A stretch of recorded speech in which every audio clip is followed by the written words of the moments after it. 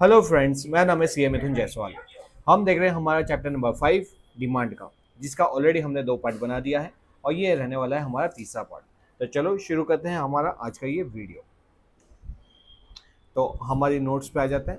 ये हमारी नोट्स है। इससे पहले मैं आगे चलाऊँ, फटाफट एक क्विक रिवीजन करते हैं। और डिमांड के लिए क्या चाहिए होता है? तो डिमांड का मतलब होता है, डिमांड के लिए क्या चाहिए होता है बेटा?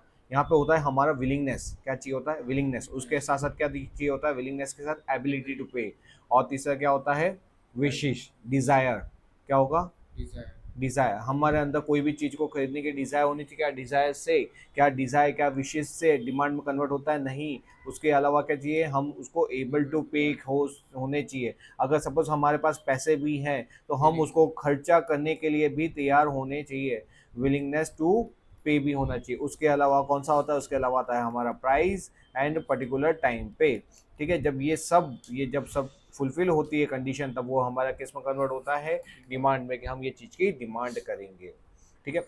ओके, ये हमने देख लिया। अब यहाँ पे फिर हमने देखा था individual demand and market demand. जब पर्टिकुलर एक व्यक्ति की बात की जाए कि भाई तुम कितना परचेज करोगे, मतलब तुम कितने शर्ट्स परचेज करोगे आने वाले 1 महीने में, आने वाले 1 साल के अंदर कितनी पैंट्स लोगे, अभी दिवाली के टाइम आ रहा है, कितने फटाकड़े परचेज करोगे आने वाले 20 दिन के अंदर। तो ये होगा इंडिविजुअल की डिमांड। पूरा इंडिया कितना परचेज करेगा, वो हो गया मार्केट की डिमांड। तो जब सिंगल की बात की जाए तो इंडिविजुअल, जब all the consumer, all the firm की बात की जाए तो मार्केट की। जब हम इंडिविजुअल का ही टेबल फॉर्म बनाते हैं, टेबल की इतनी प्राइस और इतनी क्वांटिटी, तो वो होता है individual demand schedule.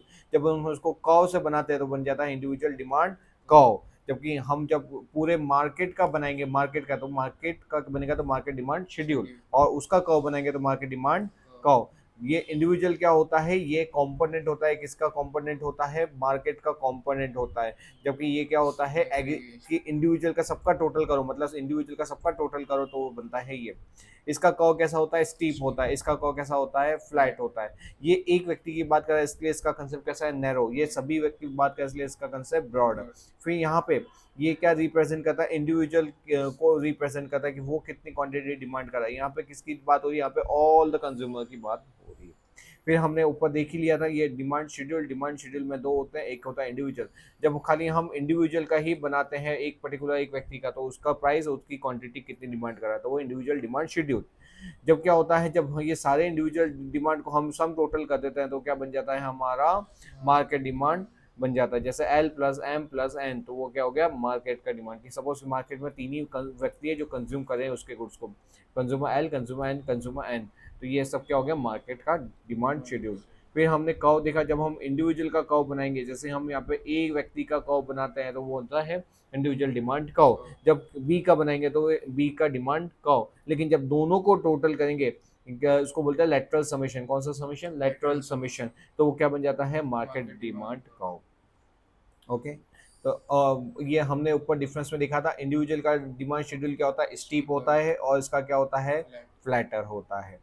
Determinants of demand के अंदर क्या बताया था कि यहाँ पे डिटर्मिनेंट्स ऑफ डिमांड मतलब कि हमारी डिमांड कैसे डिटरमाइन होगी, कैसे डिटरमाइन होगी कि डिमांड कितनी है, तो वो डिपेंड करता है अलग अलग फैक्टर के ऊपर। तो सबसे पहला पहला फैक्टर आ रहा है प्राइस। प्राइस के अंदर क्या होता है? अगर प्राइस क्या होती है? ज़्यादा होती है। अगर कोई चीज़ 100 रुपये की है, सपोज एज्यूम करोगे वड़ा पाव 100 रुपये है, तो हम बोलेंगे एक ही खाएंगे। लेकिन अगर वही 50 का होगा तो हम बोलेंगे दो खाएंगे। वही 25 का हो गया तो बोलेंगे हम एक वीक में 3 खाएंगे। वही अगर सपोज कि 15 रुपये का हो जाए तो हम बोलेंगे 4 खाएंगे, और 10 रुपये का हो गया तो 5। मतलब जैसे जैसे प्राइस क्या होती है?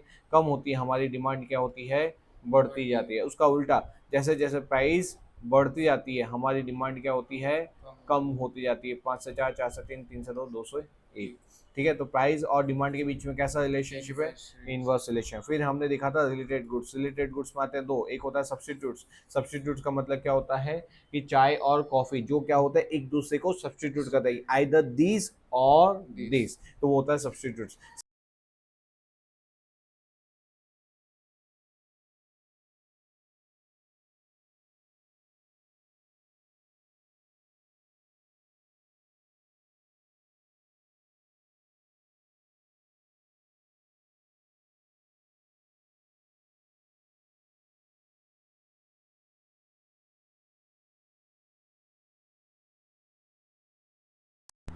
पॉज किया। नहीं, पॉज नहीं किया। सोचना है कि हेलो हेलो हेलो, हाँ वॉल्यूम आ रही है। हाँ, तो देखो प्राइस ऑफ रिलेटेड गुड्स के अंदर क्या होता है, अगर अगर टी की प्राइस अगर बढ़ जाती है तो हम बोलते हैं, पहले हम कॉफ़ी एक कंज्यूम करते थे, हमको कॉफ़ी ठीक ठीक लगती थी, लेकिन अब क्या हो रहा है, टी महंगा हो गया है, तो हम क्या करते हैं, कॉफ़ी पे शिफ्ट हो जाते हैं। कॉफ़ी की क्या हो जाती है, डिमांड बढ़ जाती है। मतलब कि क्या होता है, सब्स्टिट्यूट गुड्स के अंदर जब एक चीज़ की प्राइस बढ़ती है तो दूसरी चीज़ की डिमांड बढ़ जाती है। तो कैसा रिलेशनशिप होता है, डायरेक्ट रिलेशनशिप होता है। फिर कॉम्प्लीमेंट्री ऐसे गुड्स होते हैं दैट आर कंज्यूम टुगेदर, जैसे पेट्रोल और पेट्रोल के व्हीकल। अगर पेट्रोल की प्राइस अभी सपोज 95 है, ये बढ़ के सपोज 195 हो जाए, तो क्या आप व्हीकल, पेट्रोल वाले व्हीकल परचेस करोगे क्या? सपोज कि अभी आपके घर में 10 सदस्य हैं पूरे फैमिली मिला के, और उसमें आप 5 व्हीकल यूज कर रहे हो पेट्रोल वाले, लेकिन अब जब क्या होगा, 195 रेट हो जाएगा, तो अगर हमको व्हीकल खरीदना हुआ तो क्या हम फर्दर पेट्रोल के व्हीकल खरीदेंगे? नहीं, हम बहुत कम या तो ना के बराबर परचेस करेंगे। मतलब क्या होता है, अगर पेट्रोल की प्राइस बढ़ जाती है तो पेट्रोल के व्हीकल की डिमांड कम हो जाती है। कैसे रिलेशन है, इनवर्स रिलेशन है। फिर उसके बाद हमने देखा था इनकम ऑफ अ कंज्यूमर, अगर इनकम बढ़ेगी तो डिमांड डिमांड भी बढ़ेगी। अगर आपकी पॉकेट मनी बढ़ गई तो ऑफकोर्स वाली बात है, आपके खर्चे भी बढ़ेंगे, आपकी डिमांड भी बढ़ेंगे, और आपकी पॉकेट मनी कम हो गई तो आपकी डिमांड भी कम हो जाएगी। लेकिन अगर सपोज वो कैसा गुड्स है, इंफीरियर, इंफीरियर मतलब क्या होता है, लो क्वालिटी का गुड्स है। अगर वो लो क्वालिटी का गुड्स है तो उस केस के अंदर क्या होगा, हम क्या करेंगे, हमारी इनकम बढ़ने से वो लो क्वालिटी का गुड्स की डिमांड कम कर देते हैं। हाँ, बंद कर देते हैं। जैसे सपोज कि हमको पॉकेट मनी मिलती है 50 रुपये, तो हम क्या करते हैं, कोई भी लोकल शॉप पे जाके वड़ा पाव और या तो सैंडविच वगैरह खा लिया। लेकिन यही इनकम बढ़ के फ्यूचर में सपोज कि हमारी पॉकेट मनी 500 हो जाए, तो अब हम क्या करेंगे, अच्छे से कैफे में जाके खाना खाएंगे, ठीक है, वहाँ पे स्नैक्स वगैरह खाएंगे।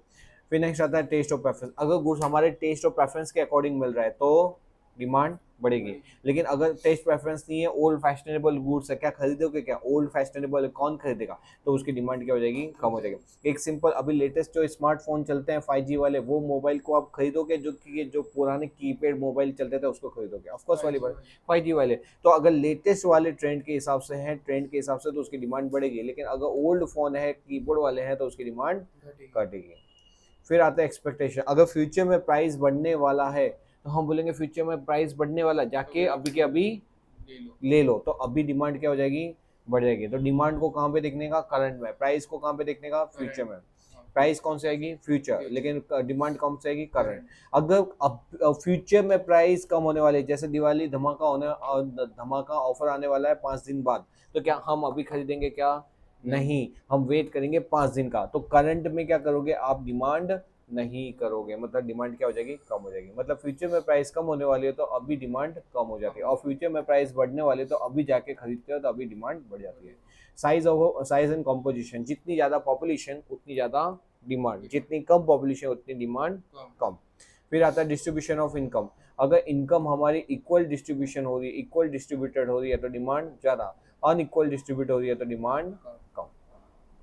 ओके, फिर हमने लॉ ऑफ डिमांड पढ़ा था। लॉ ऑफ डिमांड क्या सिंपल बोलता है कि प्राइस बढ़ेगी तो डिमांड घटेगी, और प्राइस अगर घटेगी तो डिमांड बढ़ेगी। तो ये सिर्फ और सिर्फ किसके बीच में रिलेशनशिप बताता है, प्राइस एंड डिमांड के बीच में। प्राइस एंड डिमांड के बीच में जो अदर फैक्टर्स होते हैं जो हमने ऊपर पढ़े, वो सारे क्या होते हैं, कांस्टेंट। क्या होते हैं, कांस्टेंट। ये लॉ ऑफ डिमांड बोलता है कि जब आप प्राइस और डिमांड के बीच में का रिलेशनशिप ढूंढो, तब अदर फैक्टर को करना कांस्टेंट। अदर फैक्टर कौन से, तो हमने ऊपर जो देखा, रिलेटेड गुड्स, कॉम्प्लीमेंट्री है, सब्स्टिट्यूट्स है, income of a consumer, future price, वो सारे क्या, कांस्टेंट। ठीक है, तो देखो ये लिखा हुआ है कि यहाँ ये प्रिंसिपल क्या बताता है, प्राइस और डिमांड के बीच में रिलेशनशिप बताया, जिसके अंदर अदर फैक्टर क्या होंगे, कांस्टेंट होंगे, उसी को बोलते हैं लॉ ऑफ डिमांड। ये ऐसा क्यों होता है, ऐसा क्यों होता है कि प्राइस के घटने पर डिमांड बढ़ती है और प्राइस के बढ़ने पर डिमांड घटती है, ऐसा क्यों होता है? तो इसके पीछे अलग अलग रीजन है। पहला होता है डिमिनिशिंग मार्जिनल यूटिलिटी। ये हमने सेकंड चैप्टर में पढ़ा था, डिमिनिशिंग मार्जिनल यूटिलिटी। वो क्या बोलता है, वो बोलता है कि वैसे तो क्या होता है, हमारी जो यूटिलिटी है, हम कोई भी चीज़ को खाते हैं पीते हैं तो उससे मिलने वाला जो बेनिफिट है कम हो जाता है। हमको बहुत प्यास लगी है, हम पहला ग्लास पियेंगे, बहुत ज़्यादा सेटिस्फेक्शन होगा। दूसरा ग्लास पियेंगे, उसमें सेटिस्फेक्शन लेवल कम, थर्ड में और कम, फोर्थ में बोलेंगे बस अब नहीं पीना। लेकिन अगर ज़बरदस्ती पियोगे तो क्या होगा, हमको बेचैनी से होगी, वॉमिट से होगी।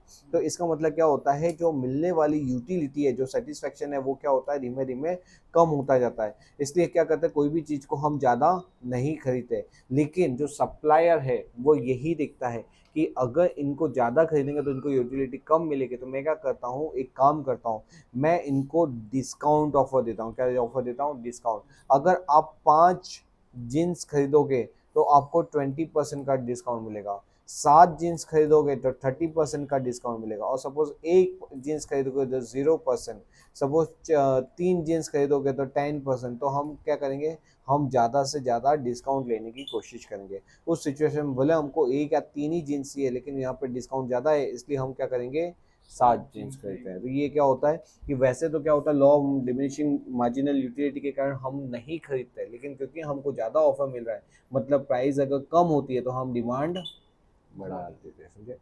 फिर सब्स्टिट्यूशन इफेक्ट। सब्स्टिट्यूशन इफेक्ट में क्या होता है कि अगर एक चीज़ दूसरी चीज़ की कंपेरेटिवली क्या हो जाती है, सस्ती हो जाती है। क्या हो जाती है? सस्ती। तो अब हमको क्या लगता है, ये गुड्स कंपेरेटिवली इसमें सस्ता दिखता है, इसलिए हम इसकी डिमांड बढ़ा दे रहे हैं। मतलब इसकी अगर प्रोडक्ट की प्राइस कम हो जाता हो, इसकी डिमांड क्या हो जाती है, बढ़ जाती है। तो वही लॉ ऑफ डिमांड काम कर रहा है। हाँ जी।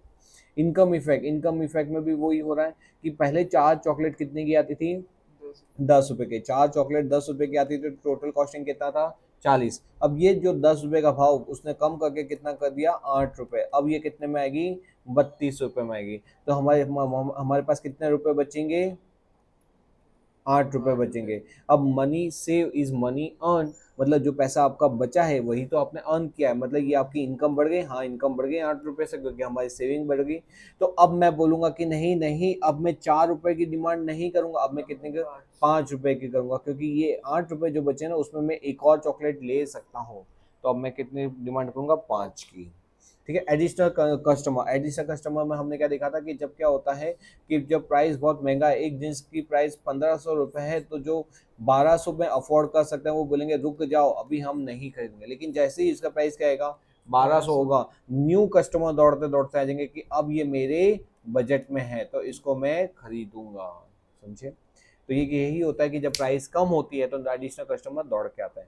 फिर डिफरेंट यूसेज। जब कोई मिल्क है उसके क्या है, बहुत सारे यूसेज है, और जब अगर उसका प्राइस कम हो जाए तो हम उसका डिफरेंट यूसेज बढ़ा देते हैं। मतलब क्या होता है, अगर प्राइस कम होती है उसकी तो हम उसके डिफरेंट यूसेज बढ़ाते हैं, तो उसकी डिमांड क्या हो जाती है, बढ़ जाती है।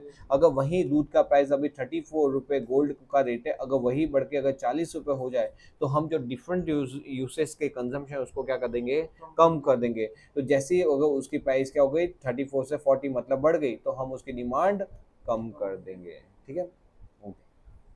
Assumption of law of demand. Law of demand का एजम्पशन क्या है, एज ए सिंपल है। ये बोलता है कि भाई जितने भी आपने प्राइस के अलावा के जो अदर फैक्टर्स जो भी देखे, हमारे कंज्यूमर के इनकम, टेस्ट, प्रेफरेंस, फिर हमारे size of population, substitute goods, complementary goods, वो सब क्या होने चाहिए, रिमेन कांस्टेंट। क्या होने चाहिए, कांस्टेंट होना चाहिए। ठीक है। एक्सेप्शन, कब लॉ ऑफ डिमांड काम नहीं करता, तो ये भी हमने देख लिया था कि गिफन गुड्स के अंदर। गिफन गुड्स ऐसे प्रकार के गुड्स होते हैं जो क्या होता है, गरीबों के लिए होते हैं ऐसे गुड्स, और गरीब उन लोगों को ही वो उस गुड्स को खाते थे, उनका कोई अल्टरनेटिव नहीं होता था। इसलिए उनको क्या लगता था कि अगर उस चीज़ की प्राइस बढ़ जाती है तो वो और महंगा हो जाएगा। सपोज कि वो होता था ब्रेड। ब्रेड की प्राइस सपोज कि एक ब्रेड आती है 10 रुपए की, एज्यूम करते हैं एक ब्रेड कितने की आती है, अब उसकी रेट बढ़ के हो जाती है 12 रुपए। अब उनको वो उनका जो अधिकतर पैसा कहाँ जाता था, उसके ब्रेड को कंज्यूम करने में जाता था। कहाँ जाता था, उस ब्रेड को खरीदने में जाता था। अब वो ये सोचेंगे अगर ये ब्रेड का भाव 12 रुपए की जगह अगर कितना हो गया, 15 रुपए तक चला गया, तो हम खाएंगे क्या। इसलिए क्या होता था कि जब 10 रुपए से बढ़ के 12 रुपए होता था ना, उसकी क्वांटिटी ज़्यादा खरीद के रख लेते थे, ताकि क्या हो, फ्यूचर में वो उनके खाने के वांधे ना हो। इन शॉर्ट, गिफन गुड्स के अंदर क्या हुआ कि प्राइस अगर बढ़ती है तो डिमांड और बढ़ा देते हैं। समझे। ठीक है। नेक्स्ट आता है प्रेस्टिजियस गुड्स। प्रेस्टिजियस गुड्स के अंदर क्या होता है, जैसे हमारा आईफोन 17 प्रो, तो ये क्या होगा, इसकी प्राइस कितनी है, 1.5 लाख रुपए प्लस समथिंग है। अब इसमें क्या होता है, क्योंकि ये प्रेस्टिजियस गुड्स है, तो लोग क्या करते हैं, अगर ये जितना ज़्यादा प्राइस में मिलता है, लोग जो उनको शो ऑफ वाले हैं वो क्या करते हैं, उसको ज़्यादा परचेज करते हैं, और उसको ये दिखाने के लिए वी कैन अफोर्ड इट। मतलब क्या होता है कि प्राइस के बढ़ने पे उसकी डिमांड क्या करते हैं, और बढ़ा देते हैं कि भाई वी कैन अफोर्ड इट, इसलिए हम क्या कर रहे हैं, इसकी डिमांड, इसको हम खरीद रहे हैं। फिर एक्सट्रीमली लो प्राइस गुड्स, जैसे क्या है हमारा नमक। अगर नमक के अंदर, अगर सपोज नमक है, मैच बॉक्स है, मैच बॉक्स की कीमत सपोज की 5 रुपए का एक, 2 रुपए का मैच बॉक्स आता, अगर इसकी 50% प्राइस बढ़ जाए, कितने 50, तो 2 का 50% कितना होगा, 1 रुपए बढ़ जाएगा, मतलब कितना हो जाएगा ये 3। अगर ये 3 रुपए बढ़ जाएगा तो हम क्या ये बोलेंगे अरे मैच बॉक्स बहुत महंगा हो गया, अब हम पूजा नहीं करेंगे, ऐसा बोलेंगे नहीं। हम क्या बोलेंगे कि ठीक है ना 1 रुपए तो बढ़ा है, उसमें कौन से बढ़े, अरे एक रुपए नहीं बढ़ा, ये पूरा 50% बढ़ा है, लेकिन इसकी प्राइस क्या है एक्सट्रीमली लो है, तो इसके अंदर 50% राइज भी हो जाता है तो भी हमको इतना कोई फर्क नहीं पड़ता। मतलब ये इस केस के अंदर लो प्राइस गुड्स के अंदर अगर उसकी प्राइस अगर बढ़ भी जाती है तो हम उसकी डिमांड कम नहीं करते, हम उसकी डिमांड कम नहीं करते, मतलब उतनी की उतनी ही रखते हैं। तो प्राइस के बढ़ने पर डिमांड इनवर्स इफेक्ट नहीं करती। ओके, तो ये सब हमने इसके अंदर पढ़े थे। Why the demand curve slope down, मतलब क्या होता है जो हमारा डिमांड कर्व है वो कैसा बनता है, इस तरह का बनता है। अगर प्राइस ज़्यादा होती है तो डिमांड कम होती है, और वहीं पे अगर प्राइस क्या हो जाती है, कम हो जाती है, तो डिमांड बढ़ जाती है। ठीक है, ये क्वांटिटी है, क्वांटिटी बढ़ गई, हाँ जी क्वांटिटी बढ़ गई। ओके, तो यहाँ पे क्या है, यहाँ पे हमारे प्राइस के कम होने पे डिमांड क्या होती है, बढ़ जाती है। वो क्यों कैसा होता है, तो वो होता है, पहला हमने ये ऊपर ऑलरेडी देख लिया, diminishing marginal utility, income effect, substitution effect, size of consumer group and different usage, ये हम ऑलरेडी ऊपर देख लिए। ओके, इसको टॉपिक को हम थोड़ी देर के लिए रखते हैं पेंडिंग। हम आते हैं हमारे नए टॉपिक के ऊपर। ठीक है, नया टॉपिक है हमारा एक्सपांशन एंड कॉन्ट्रैक्शन। कौन सा टॉपिक है, एक्सपांशन एंड कॉन्ट्रैक्शन। तो ये बच्चा,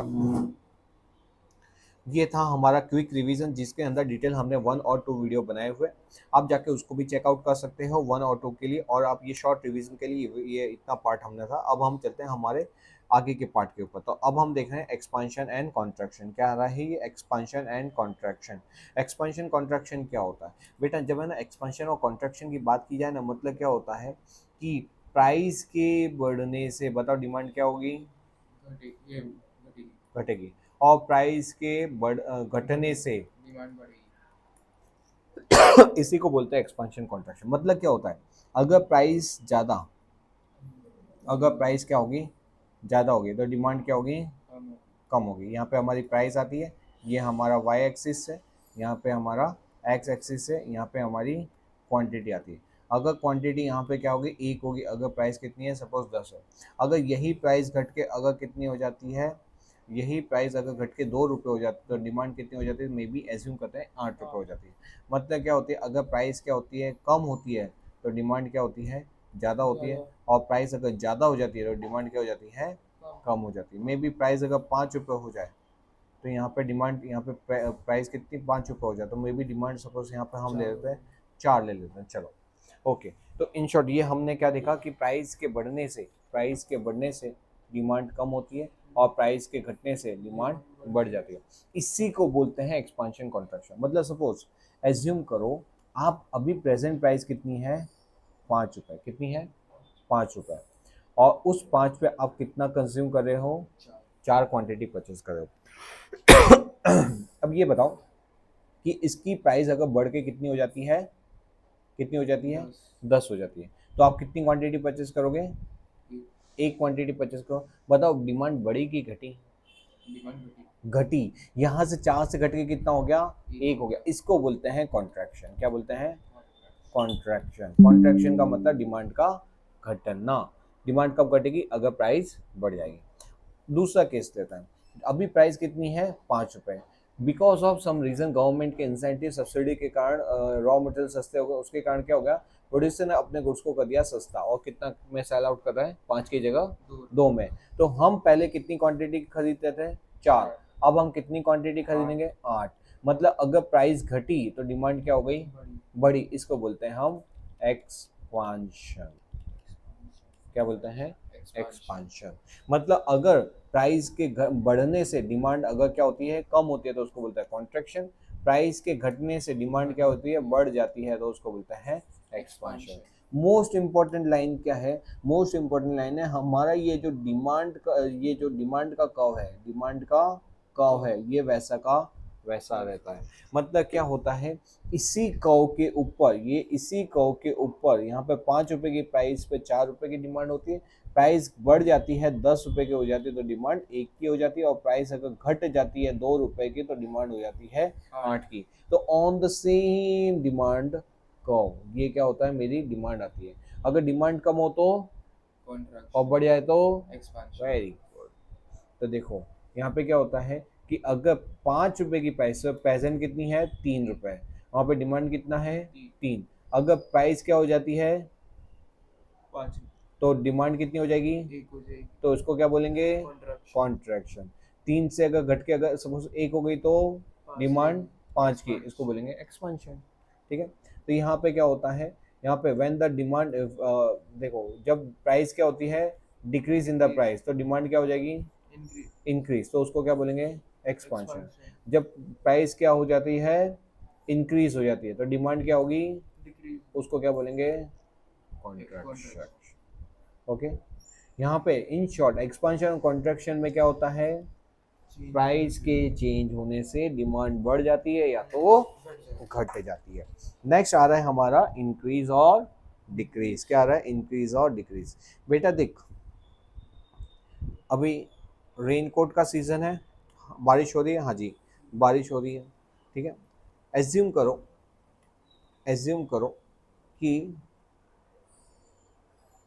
ये रेनकोट का डिमांड कब बनाया, सपोज प्राइस है इसकी 500 रुपीज़,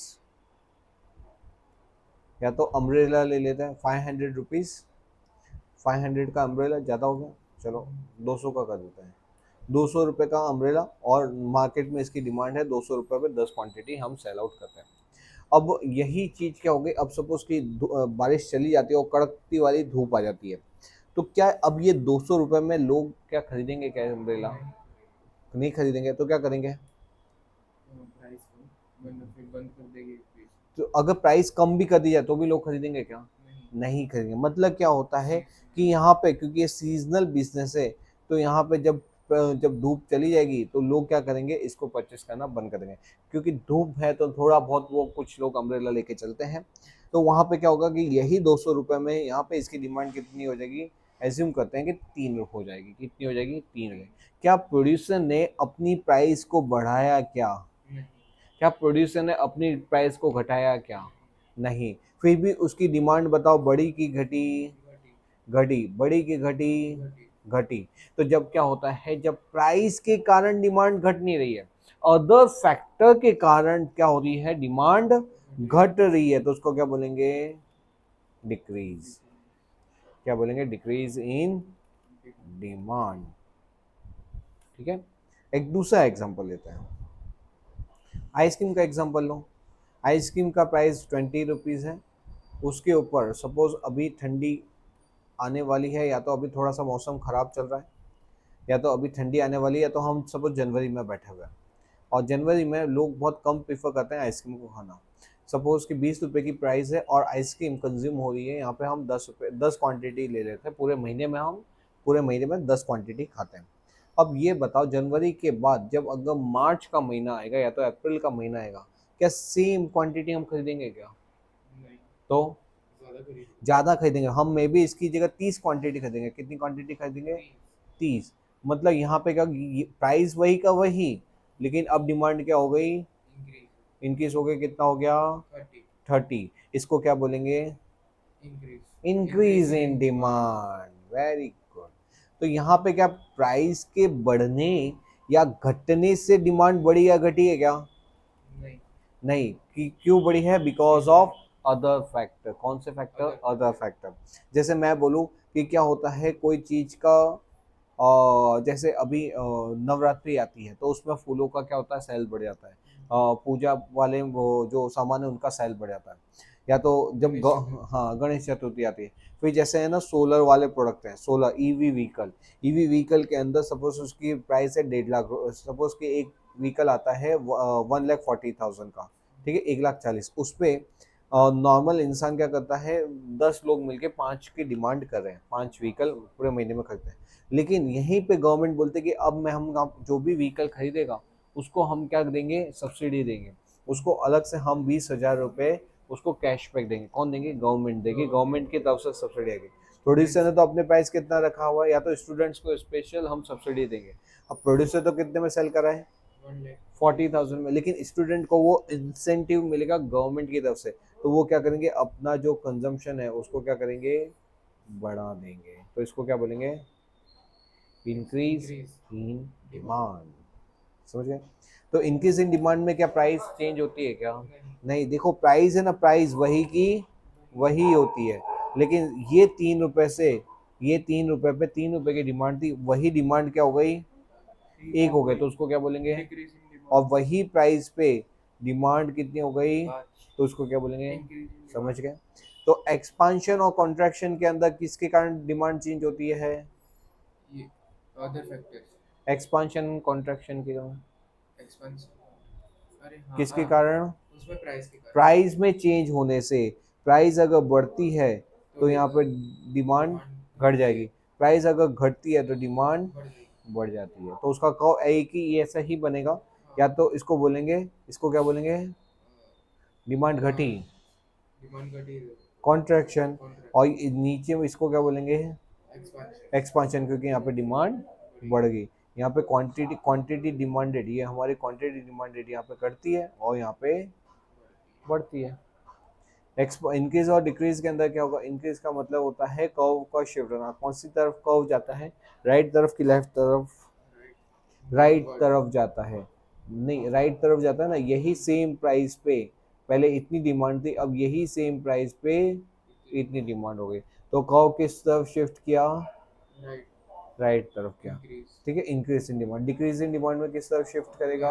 लेफ्ट तरफ। कि सपोज ये प्राइस पे ये डिमांड का होता, अब लोगों ने क्या किया उसकी प्राइस को जाने दिया, बोले कि नहीं अब हम उतनी प्राइस पे नहीं खरीदेंगे, मतलब प्राइस का वही है, लेकिन डिमांड किस तरफ शिफ्ट हो गई? लेफ्ट तरफ शिफ्ट हो गई, तो उसको क्या बोलेंगे? Decrease in demand. ओके, एक मिनट। ओके चलो, तो हम अब शुरू करते हैं नया टॉपिक जो बुक्स के अंदर है, नया चैप्टर, चैप्टर नंबर 6। ओके, तो यहाँ से हमारा चैप्टर नंबर 6 चालू होता है, प्राइस इलास्टिसिटी ऑफ डिमांड। सबसे पहले हम प्राइस इलास्टिसिटी ऑफ डिमांड पे पहले सीखते हैं इलास्टिसिटी ऑफ डिमांड क्या होता है।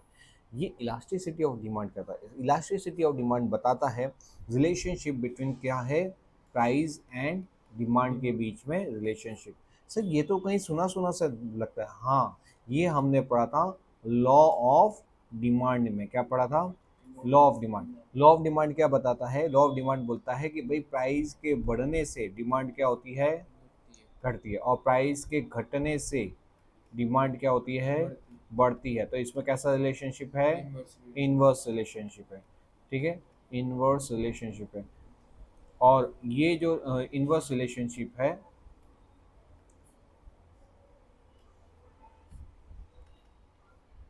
ठीक है, ये हमारा इनवर्स रिलेशनशिप हुआ। हाँ जी, ये इनवर्स रिलेशनशिप हुआ। अब ये बताओ कि यहाँ पे ये जो लॉ ऑफ डिमांड है, ये तो सिर्फ और सिर्फ किसकी बात करता है? इनवर्स रिलेशनशिप की बात करता है कि भाई प्राइस और डिमांड में कैसा रिलेशनशिप है? Inverse relationship. लेकिन ये बताओ कि प्राइस अगर 10% से मैं बढ़ा देता हूँ, क्या करता हूँ? प्राइस अगर 10% से बढ़ा देता हूँ, डिमांड कितने से घटेगी? डिमांड घटेगी, यस नो? लेकिन कितने परसेंटेज से घटेगी वो मालूम है क्या? नहीं, हमको तो ये सिर्फ ये क्या बताता है कि प्राइस अगर बढ़ती है तो डिमांड घटती है, प्राइस अगर उल्टा घटी तो डिमांड बढ़ी। लेकिन कितने परसेंट से बढ़ाऊं तो कितने परसेंट से घटेगी, कितने परसेंट से घटाऊं तो कितने परसेंट से बढ़ेगी, वो तो लॉ ऑफ डिमांड बताता ही नहीं है। अच्छा, तो सर ये कौन बताता है? तो बेटा ये बताता है इलास्टिसिटी ऑफ डिमांड। समझे फर्क? तो ये सिर्फ और सिर्फ किस चीज को बताता है? ये सिर्फ और सिर्फ रिलेशन बताता है। क्या बताता है? रिलेशन। रिलेशन किसके बीच में? कि प्राइस एंड डिमांड के बीच में कैसा रिलेशन है? इनवर्स रिलेशन है।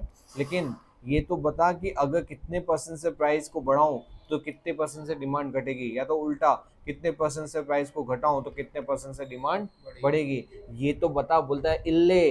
क्या बोलता है ये? इल्ले, मतलब कि मुझे नहीं मालूम। बोलता है इसके लिए किसके पास जाना है आपको? इलास्टिसिटी ऑफ डिमांड के पास। समझे? तो यहाँ पे ये इलास्टिसिटी ऑफ डिमांड क्या बोलती है? अब इलास्टिसिटी ऑफ डिमांड बोलती है कि भाई कितने परसेंट से डिमांड को कितने परसेंट से अगर कोई फैक्टर ऑफ प्रोडक्शन में चेंज किया जाए तो उसकी डिमांड पे क्या इम्पैक्ट पड़ती है, वो उस चीज़ को बोलते हैं इलास्टिसिटी ऑफ डिमांड। अब उसके अंदर आता है प्राइस इलास्टिसिटी। क्या आता है? Price elasticity. मतलब प्राइस में कितना परसेंट चेंज करूं तो डिमांड में कितना परसेंट चेंज होगा, उस चीज़ को बोलते हैं प्राइस इलास्टिसिटी। जब हम प्राइस की बात करेंगे कि प्राइस में इंक्रीज या तो डिक्रीज करेंगे तो अदर फैक्टर क्या रहेंगे? कांस्टेंट। क्या रहेंगे? कांस्टेंट। मतलब keeping the determinants other factor कौन से? इनकम, टेस्ट, प्रेफरेंस, वो सब क्या रहेंगे? कांस्टेंट। अगर क्या होगा? चेंज इन प्राइस, तो to which extent the change response, मतलब डिमांड रिस्पॉन्स करती है। मतलब प्राइस में चेंज करने से कितना डिमांड में चेंज होता है, कितना डिमांड रिस्पॉन्स करती है, उस चीज को क्या बोलते हैं? Price elasticity of demand. Okay, चालू किया कि नहीं हमने? हाँ, चालू कर दिया। ओके, तो यहाँ पे हाँ ओके, तो देखो प्राइस इलास्टिसिटी ऑफ डिमांड क्या बोलता है? The degree of fluctuation in the demand. क्या? डिग्री ऑफ फ्लक्चुएशन, कि कितना परसेंट डिमांड में चेंज होगा। कब? किसके चेंज होने से? Change in price. प्राइस के चेंज होने से डिमांड कितना रिस्पॉन्स करती है, डिमांड कितना रिस्पॉन्स करती है, उसको क्या बोलते हैं? Price elasticity of demand. तो it is a quantitative relationship. It is a degree of elasticity of demand depend on the extent to which the rise in the demand because of fall in the price. अगर price अगर कम होती है तो demand क्या होगी? बढ़ेगी। कितना percent बढ़ेगी वो बताता है इलास्टिसिटी, प्राइस इलास्टिसिटी। ठीक है, तो प्राइस इलास्टिसिटी क्या बताता है कि कितना रिस्पॉन्स करती है डिमांड। देखो, upon the extent of fall in the demand, कि डिमांड कितने से घटेगी अगर प्राइस बढ़े तो इस चीज को बोलते हैं प्राइस इलास्टिसिटी ऑफ डिमांड। तो इसमें आती है अलग अलग मेथड होती है। पहली मेथड कौन सी है? Percentage change method. इसको क्या बोलते हैं कि percentage change in quantity upon percentage change in price. क्या बोलते हैं? Percentage change in quantity upon percentage change in price. मतलब कि प्राइस में अगर 10% चेंज करूं, ठीक है, प्राइस में कितना परसेंट चेंज करूं? 10%, तो डिमांड कितने से चेंज होगी? 20% से। अगर प्राइस को कम कर दिया जाए तो डिमांड क्या होगी? 20% से कम होगी। अगर प्राइस को 10% से घटा दूं तो डिमांड बताओ 20% से क्या होगी? कम होगी कि बढ़ेगी? हाँ, बढ़ेगी बढ़ेगी। बढ़ेगी। प्राइस अगर कम होगी तो डिमांड क्या होगी? बढ़ेगी। बढ़ेगी। तो यहाँ पे इसका आंसर क्या आएगा? ये 20/10, इसका आंसर आएगा 2। तो प्राइस इलास्टिसिटी और डिमांड कितना आया? 2। फॉर्मूला क्या है? Percent change in quantity demand upon percent change in price. Okay, yes, okay. हाँ जी, तो अब देखो, according to this method elasticity is measure as a ratio of percentage of change in demand to the percent change in price. ठीक है, why percentage change method is followed not absolute change. अब यहाँ पे percentage change क्यों देखा जाता है? Because with the help of the percentage things can be compare, but if absolute method is followed then comparison of two goods become difficult. क्या होता है कि जब हम परसेंटेज लेते हैं तो कंपेरिजन इजीली हो जाता है instead of absolute value. Why should sign to be prefix in equation estimating elasticity of demand? मतलब क्या हुआ?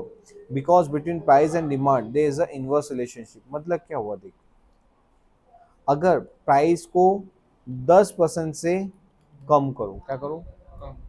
तो डिमांड क्या होगी? पहले तो ये बता। बढ़ेगी। बढ़ेगी। सपोज डिमांड बढ़ती है 20% से, यहाँ पे डिमांड में क्या हुआ? बढ़ी है, तो डिमांड में क्या हुआ? पॉजिटिव आया, पॉजिटिव रिस्पॉन्स करिए। और यहाँ पे प्राइस क्या हो रही है? प्राइस हमारी नेगेटिव है। ठीक है, तो इसका आंसर क्या आएगा? इसका आंसर आएगा 20% पॉजिटिव और यहाँ पे 10% नेगेटिव। इसका आंसर क्या आएगा फाइनली? -2। ठीक है, अच्छा ये बताओ, ये प्रोडक्ट ए था। क्या था? प्रोडक्ट ए। प्रोडक्ट बी के अंदर क्या है कि अगर 10% से, प्रोडक्ट बी के अंदर क्या है कि सेम 10% से अगर प्राइस को कम कर दिया जाए, क्या कर दिया जाए? 10% से प्राइस को कम कर दिया जाए तो डिमांड 40% से बढ़ जाती है। कितने परसेंट से बढ़ जाती है? 40% से इंक्रीज हो जाती है। तो यहाँ पे क्या है? पॉजिटिव। यहाँ पे क्या है नेगेटिव नेगेटिव। आंसर क्या आएगा इसका बता। -4। 40% -10%, आंसर आएगा -4। अब मेरे को ये बता कि कौन सा बड़ा है, ये बड़ा है कि ये बड़ा है। वो वाला -2। Very good, -2। अब आप बोलोगे सर ये 2 और 4 में तो बड़ा तो 4 है, -2 कैसे है। वो 0 के ज़्यादा पास में। वो 0 के ज़्यादा पास में है। जब हम यहाँ पे लाइन ड्रॉ करते हैं तो यहाँ पे क्या होता है, 0 के बाद यहाँ पे 1 1 2 3 4 5 ऐसे होता है। यहाँ पे क्या होता है -2 -3 -4 -5। जब माइनस का निशान लग जाता है ना आगे, तो वो उल्टा उसका नियम अप्लाई होता है। मतलब ये जो जो संख्या -4 है, ये कंपेरेटिवली स्मॉलर है। ये क्या है, स्मॉलर है। किससे स्मॉलर है, -2 से। मतलब -2 ज़्यादा बड़ा है। इट इज़ बिगर देन -4, और -4 इज स्मॉलर देन -2। लेकिन लेकिन अगर तुमको ये पूछा जाए डिमांड के एंगल से कि बताओ कौन सी ज़्यादा रिस्पॉन्सिवनेस है, क्या कौन सी प्राइस ज़्यादा रिस्पॉन्स, कौन सी डिमांड ज़्यादा रिस्पॉन्स करती है प्राइस के सामने, तो कौन सी डिमांड ज़्यादा रिस्पॉन्स करती है, ए प्रोडक्ट वाली कि बी प्रोडक्ट वाली। वेरी गुड, बी प्रोडक्ट वाली। सर बी प्रोडक्ट कैसे आया, अरे बेटा यहाँ पे अगर 10% चेंज करो ना तो यहाँ पे डिमांड कितना रिस्पॉन्स करती है, 40%। यहाँ पे अगर 10% चेंज करो तो डिमांड सिर्फ और सिर्फ कितना करती है, 20%। मतलब यहाँ पे डिमांड रिस्पॉन्स कम करती है, क्या करी है, कम कर रही है। और यहाँ पे डिमांड, यहाँ पे रिस्पॉन्स ज्यादा करी है। तो जब अगर रिस्पॉन्सिवनेस के एंगल से देखोगे तो कौन सा ज्यादा रिस्पॉन्ड करती है, -4। तो हम यहाँ पे बड़ा छोटा माइनस के एंगल से नहीं देखते, हम किसके एंगल से देखते हैं, नंबर्स के तुलना में। यहाँ पे 2 है, यहाँ पे 4 है। जो ज़्यादा बड़ा होगा, ठीक है, उसको माइनस को दो थोड़े टाइम के लिए हम निकाल देंगे साइड में। जो संख्या ज़्यादा बड़ी होगी वो ज़्यादा रिस्पॉन्सिवनेस होती है, क्योंकि वहाँ पे प्राइस में थोड़ा भी चेंज करते हैं, डिमांड में ज़्यादा चेंज होता है। ओके चलो, ये हमने क्या देखा, ये हमने देखा परसेंटेज चेंज मेथड। ठीक है, इसके बहुत सारे क्वेश्चंस हैं, हम इसको क्वेश्चंस भी बाद में करेंगे। अभी हम आते हैं हमारे distinct situation of elasticity of demand. Elasticity of demand के अंदर अलग अलग सिचुएशन है। पहला आता है इसको बोलते हैं horizontal straight line demand curve, या तो इसको बोलते हैं परफेक्टली इलास्टिक। क्या बोलते हैं, परफेक्टली इलास्टिक। देखो ये परफेक्टली इलास्टिक डिमांड, क्या बोलेंगे इसको, परफेक्टली इलास्टिक। परफेक्टली इलास्टिक, ई कैसा बनता है हमारा, इस शेप का बनता है। तो हमको क्या करने का, ये हटा देने का ऊपर से, इसका शेप कैसा बनेगा, इस शेप का बनेगा। जब परफेक्टली इलास्टिक हो ना, मतलब उस सिचुएशन के अंदर प्राइस वही की वही रहती है, लेकिन डिमांड क्या होती है, उसी प्राइस पे बढ़ती है, उसी प्राइस पे बढ़ती है, उसी प्राइस पे बढ़ती है। जैसे आइसक्रीम, आइसक्रीम की प्राइस वही रहती है, लेकिन प्राइस क्या होती है, सीजन चेंज होने पे उसी प्राइस पे, समर पे आने पे बढ़ जाती है। लेकिन बेटा क्या होता है कि उसी प्राइस पे क्या होती है, घटती भी है, उसी प्राइस पे घटती भी है। तो यहाँ पे ये बता, क्या यहाँ पे प्राइस चेंज हो रही है क्या, नहीं। मगर डिमांड हमारी चेंज हो रही है क्या। हाँ। हाँ, फॉर्मूला क्या होता है, percentage change in demand, quantity demanded upon percentage change in price. क्या यहाँ पे प्राइस में कोई चेंज है क्या, नहीं, यहाँ पे प्राइस में कोई चेंज नहीं है, 0 चेंज है, 0%, वही की वही प्राइस है। लेकिन क्वांटिटी डिमांडेड इंक्रीज भी हो रही है, क्या हो रही है, इंक्रीज भी हो रही है और डिक्रीज भी हो रही है। ठीक है, तो ये इनफाइनाइट तक इंक्रीज भी हो सकती है और इनफाइनाइट तक डिक्रीज भी हो सकती है। मतलब इसकी जो इलास्टिसिटी आएगी वो क्या आएगी, इनफाइनाइट आएगी। समझ गए, लॉजिकली याद करना, इसको रट्टा तोता मत मानना। पहला, इसका स्लोप की बात करें, इसका स्लोप क्या होता है, परफेक्टली इलास्टिक का शोप, इलास्टिक है ना, इसका शोप हमेशा ई वैसा आएगा, पहली चीज। दूसरी चीज क्या है, यहाँ पे अलग अलग यहाँ पे प्राइस वही की वही है, लेकिन क्या हुआ, सेम प्राइस पे डिमांड बहुत ज़्यादा बढ़ती भी है और बहुत ज़्यादा घटती भी है। तो इनफाइनाइट बढ़ जाएगी या तो इनफाइनाइट से कम हो जाएगी, इसलिए इसका आंसर क्या है, इलास्टिसिटी ऑफ डिमांड इनफाइनाइट है। ओके, दूसरा इसको और क्या बोलते हैं, इसको बोलते हैं हॉरिजॉन्टल स्ट्रेट लाइन क्या बोलते हैं? हॉरिजॉन्टल देख बेटा, ये दो प्रकार की लाइन होती है। एक होती है ये, इसको कौन सी लाइन बोलते हैं? Vertical vertical. और जब हम ये इसको टेढ़ी लाइन बनाते हैं तो Horizontal. हॉरिजॉन्टल। जब हम कर्व में इस तरह की शेप बनाएंगे तो ये क्या होगा? Horizontal straight Straight line. Line. Very good. Next आ रहा है vertical vertical straight line. Vertical straight line को और क्या बोलते हैं? इसको बोलते हैं परफेक्टली इन इलास्टिक। क्या बोलते हैं? इलास्टिक परफेक्टली ना, परफेक्टली इन इलास्टिक। तो देख बेटा, पहला तो यहाँ पे परफेक्टली है, ओके। और दूसरा क्या है? आई। आई कैसे बनता है हमारा? इस शेप का बनता है। तो ऊपर से क्या करने का? ये ऊपर वाला डंडा हटा देने का। तो इसका कर्व किस शेप का हो जाएगा? इसका कर्व हो जाएगा इस शेप का। ठीक है, तो ये क्या होगा? ये हो गया परफेक्टली इन इलास्टिक। यहाँ पे क्या होता है बेटा, ये बता, क्या इस प्राइस पे क्वांटिटी डिमांडेड क्या थी? 150। हाँ 50 अगर 10 रुपए का रेट होगा तो भी क्वांटिटी डिमांडेड 150। प्राइस अगर 15 हो जाए तो भी, 150 20 हो जाए तो भी, 150 25 हो जाए तो भी। 150 क्या प्राइस के बढ़ने से डिमांड में कोई फर्क पड़ा? नहीं क्या प्राइस के घटने से डिमांड पे कोई फर्क पड़ा? नहीं नहीं। प्राइस डिमांड क्या है? वही की वही। अब अपना फॉर्मूला क्या होता है इलास्टिसिटी और डिमांड का? Percentage change in quantity demanded upon percentage in change in price. क्या प्राइस चेंज हो रही है क्या? हाँ क्या प्राइस बढ़ रही है घट रही है? प्राइस बढ़ प्राइस रही बढ़ रही है घट रही है। ओके, क्या क्वांटिटी डिमांडेड बढ़ रही है घट रही है? नहीं तो percentage change in quantity demanded कितना है? ये सेम 150 जीरो का जीरो। यहाँ पे हाँ, कोई 0% चेंज नहीं हो रहा। हाँ, 0% से चेंज हो रही है, मतलब तो बढ़ रही है ना तो घट रही है। लेकिन हमारी प्राइस क्या है? प्राइस या तो बहुत ज़्यादा बढ़ती जा रही है या तो बहुत ज़्यादा घटती जा रही है। लेकिन डिमांड में क्या है? चेंज कुछ भी नहीं है। हमको यहाँ पे चेंज किसके एंगल से देखने का? डिमांड के। क्या डिमांड रिस्पॉन्स कर रही है? नहीं नहीं। क्या डिमांड बढ़ रही है? नहीं क्या डिमांड घट रही है? नहीं डिमांड वही की वही, मतलब Constant. 0% चेंज। तो इसकी इलास्टिसिटी क्या आएगी? जीरो। क्या आएगी? जीरो जीरो, क्योंकि यहाँ पे डिमांड नहीं कोई चेंज नहीं करी। यहाँ पे देख ऊपर, क्या यहाँ पे प्राइस में चेंज हो रहा है क्या? हाँ नहीं नहीं हो रहा। लेकिन डिमांड में चेंज हो रहा है क्या? हाँ क्या डिमांड इनफाइनाइट तक बढ़ सकती है? हाँ क्या इनफाइनाइट से घट सकती है? हाँ इसकी इलास्टिसिटी क्या आएगी? Infinite infinite. समझ गए? तो इसका आंसर क्या होता है? इनफाइनाइट होता है, क्योंकि हमारी डिमांड, ये जो है यहाँ पे क्या था? Quantity demanded. क्या आता नीचे? एक्स एक्सिस पे क्वांटिटी डिमांड। ये क्या होता है? बहुत ज़्यादा बढ़ भी सकती है और बहुत ज़्यादा से घट भी सकती है। इसलिए इसका आंसर क्या आता है? क्वांटिटी डिमांडेड का आंसर ऑलवेज इनफाइनाइट। कौन से केस के अंदर? Perfectly in elastic. दूसरा वाला क्या है? Perfectly elastic. उस सिचुएशन में क्या होता है? प्राइस कितनी भी बढ़ जाए या तो प्राइस कितनी भी कम हो जाए, डिमांड वही की वही। जैसे एक एग्जांपल देता हूँ, हमारा क्या है? सॉल्ट। क्या है? सॉल्ट। अब मेरे को ये बता कि अगर सॉल्ट का प्राइस अभी प्रेजेंटली एज्यूम करते हैं 30 रुपए का 500 ग्राम आता है। ठीक है, एज्यूम करते हैं 30 रुपए का कितना ग्राम आता है?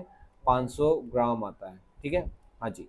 अब ये बता, अगर ये 30 रुपए का प्राइस घट के अगर 10 रुपए हो जाए, कितना हो जाए? 10 रुपए। तो क्या तू इसका कंजम्पशन बढ़ाएगा क्या? कि चलो एक काम करते हैं, हम सुबह उठ के नमक के साथ पानी पीते हैं, फिर एक काम करते हैं नाश्ते में 2 चम्मच एक्स्ट्रा नमक डाल के खाते हैं, फिर सब्जी के अंदर 4 चम्मच नमक डाल दे के खा दिया, फिर या तो गुलाब जामुन के साथ नमक डाल के खा लिया। क्या ऐसा करेंगे? नहीं। अच्छा ये बता, अगर ये प्राइस अगर 30 रुपए का कितना हो जाता है? 100 रुपए हो जाता है। कितना हो जाता है? 100 रुपए। तो क्या हम ये बोलेंगे कि एक काम करना, आज सब्जी में नमक मत डालना क्योंकि नमक बहुत महंगा हो गया है? क्या ऐसा करेंगे क्या? आज चटनी में नमक मत डालना क्योंकि नमक बहुत महंगा हो गया। क्या ऐसा करेंगे क्या? नमक उतने का उतना ही खरीदेंगे, भले उसका प्राइस घट जाए या तो बढ़ जाए। मतलब प्राइस के बढ़ने से या तो प्राइस के घटने से डिमांड पे, कोई इफेक्ट नहीं तो उसको क्या बोलते हैं? Perfectly in elastic elastic. उस सिचुएशन में इलास्टिसिटी क्या रहती है? ये कांस्टेंट अच्छा, जीरो, zero. क्योंकि यहाँ पे डिमांड में कोई चेंज नहीं नहीं है। इसको और क्या बोलते हैं? इसको बोलते हैं वर्टिकल स्ट्रेट लाइन। क्लियर है? ओके। नेक्स्ट आता है हमारा, इसको बोलते हैं यूनिटरी इलास्टिक। क्या बोलते हैं? Unitary elastic. यूनिटरी इलास्टिक मतलब क्या होता है? अगर अगर मैं अपनी प्राइस को कितने से घटाऊंगा 10% तो डिमांड बढ़ेगी, बढ़नी चाहिए कि नहीं बढ़नी चाहिए? बढ़नी चाहिए बढ़नी चाहिए, क्योंकि प्राइस कम होती है तो डिमांड बढ़ेगी। डिमांड भी कितने परसेंट से बढ़ेगी? 10% से बढ़ेगी। इसका आंसर देखो, इसका आंसर क्या होगा? इलास्टिसिटी ऑफ डिमांड फॉर्मूला क्या होता है? Percentage change in quantity demanded upon percentage change in price. Price में कितना परसेंट चेंज किया? 10% से चेंज किया। तो डिमांड में कितना परसेंट चेंज हुआ? 10%। इसका आंसर क्या आएगा? इसका आंसर आएगा ये 0 0 कट जाएगा, ये 10 10 कट जाएगा, ये आंसर आएगा -1, क्योंकि प्राइस को मैंने बढ़ाया था तो ये यहाँ पे पॉजिटिव चेंज, प्राइस घटाया था, प्राइस मैंने कम किया था तो यहाँ पे प्राइस घटी, ये नेगेटिव चेंज है, ये माइनस था, ये 10, तो इसका आंसर आएगा -1। इसका आंसर ऑलवेज 0 से लेके, इसका आंसर क्या आएगा? 0 से लेके इनफाइनाइट आता है। कहाँ तक आता है? 0 से लेके माइनस इनफाइनाइट। ठीक है, इसका आंसर ऑलवेज क्या आता है?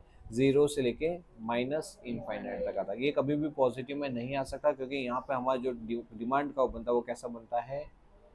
नेगेटिव नेगेटिव बनता है। यहाँ पे स्लोप डाउनवर्ड बनता है। इसका जो स्लोप होता है कैसा होता है? डाउनवर्ड। कि प्राइस अगर कम होती है तो डिमांड, सॉरी, प्राइस अगर ज़्यादा होती है तो डिमांड कम होती है। डिमांड क्या होती है? कम होती है। लेकिन वहीं पे अगर प्राइस क्या हो जाए? कम हो जाए तो क्वांटिटी डिमांडेड बढ़ जाती है। तो इसका आंसर ऑलवेज क्या आता है? 0 से लेके माइनस इनफाइनाइट तक। तो यहाँ पे बेटा, यहाँ पे आंसर क्या है? -1। अब इसका मतलब क्या है? देख, एक चीज मैं तेरे को बताता हूँ, अब इसको समझना। यहाँ पे ये जो लॉजिक है ना, अधिक तक मालूम नहीं होता, और वो क्या करते हैं, बच्चे इसको याद करते हैं। यहाँ पे 5 है, इसकी डिमांड 6 है, ठीक है। 5 मल्टीप्लाई बाय 6 करो, कितना आएगा? 30 आएगा। मे बी इसका प्राइस है ना, हम है ना इसको घटा देते हैं, इसको 20% से घटाते हैं। कितने से? 20% से। इसका 20% कितना होगा? 1 होगा। तो यहाँ पे इसको घटा देते हैं, तो यहाँ पे हमने कर दिया 4। कितना कर दिया? 4। तो इसका 20% कितना होगा? इसका 20% होगा 1.2। 1.2 मतलब यहाँ पे आएगा 4.8। देख, इसको एक काम करते हैं, दूसरे कोई ऐसी संख्या लेते हैं जिसके अंदर कैलकुलेशन करना हमारा इजी हो। यहाँ पे 10 लेते हैं, इसको लेते हैं 20, ठीक है। इसका आंसर क्या आएगा? 200 आएगा। हाँ जी। अगर ये प्राइस क्या हो जाती है? ये प्राइस बढ़ जाती है, और बढ़ के कितने पे चली जाती है? 20 पे। अगर ये 20 पे जाती है तो इसकी डिमांड कितनी हो जाती है? इसकी डिमांड हो जाती है 10। ठीक है, ये देख, यहाँ पे कितना था? 10, ये क्या था? 20। 10 मल्टीप्लाई 20 कितना हुआ? 200 हुआ। यहाँ पे कितना है? प्राइस क्या हो गई? बढ़ के 20। यहाँ पे डिमांड कम हो गई, कितना हो गया? 10 हो गया। 20 मल्टीप्लाई बाय 10 कितना होगा? 200। ओके। अगर ये प्राइस क्या हो जाती है इसकी? इसकी घट जाती है, और घट के कितनी हो जाती है? 5 हो जाती है। कितनी हो जाती है? 5 हो जाती है। तो इसकी डिमांड कितनी हो जाती है? मे बी इसकी डिमांड हो जाती है 40। कितनी हो जाती है? 40। ठीक है, ओके। अब इसका फाइनल अंक यहाँ पे कितना आएगा? 200 आएगा। मतलब बेटा, यहाँ पे क्वांटिटी मल्टीप्लाई बाय प्राइस, यहाँ पे भी 200 है, यहाँ पे भी 200, यहाँ पे भी 200 है, और यहाँ पे भी 200 है। सभी केस के अंदर क्या है? Same same same. क्या है? Same same same. तो उसको बोलते हैं रेक्टेंगुलर हाइपरबोला। क्या बोला? Rectangular hyperbola. समझे? तो ये रहा हमारा यूनिटरी। यूनिटरी के अंदर क्या होता है? जितने परसेंट से प्राइस घटेगी उतने परसेंट से डिमांड बढ़ेगी, या तो उससे उल्टा, जितने परसेंट से प्राइस बढ़ेगी उतने परसेंट से प्राइस डिमांड घटेगी। क्या बोलते हैं इसको? Unitary hyper, sorry, unitary elastic, या तो हमारा हाइपरबोला भी, रेक्टेंगुलर हाइपरबोला भी बोलते हैं। क्या बोलते हैं? रेक्टेंगुलर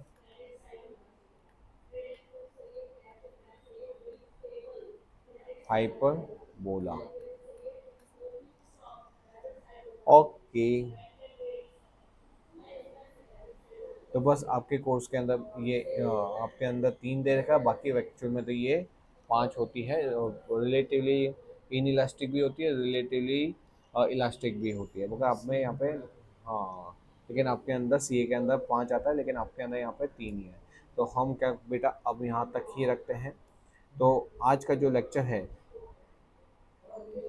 आज का जो लेक्चर था उसके अंदर हमने क्विक रिवीजन किया, जो हमने शुरू के दो लेक्चर देखे थे उसके बारे में। उसके अलावा हमने देखा increase decrease and expansion and contraction और प्राइस इलास्टिसिटी क्या होता है उसका फॉर्मूले देखे। और फिर उसके बाद देखा हमने अलग अलग 3 प्रकार की सिचुएशन, जिसके अंदर perfectly elastic, perfectly in elastic and unitary elastic, और इसकी इलास्टिसिटी क्या होती है वो देखा, उसके ग्राफ को भी डिटेल में समझा। आई होप आपको लेक्चर में आया होगा मज़ा। चलो तो मिलते हैं ऐसी तरह के इंटरेस्टिंग वीडियो के संदर्भ के साथ नेक्स्ट टाइम। Bye bye.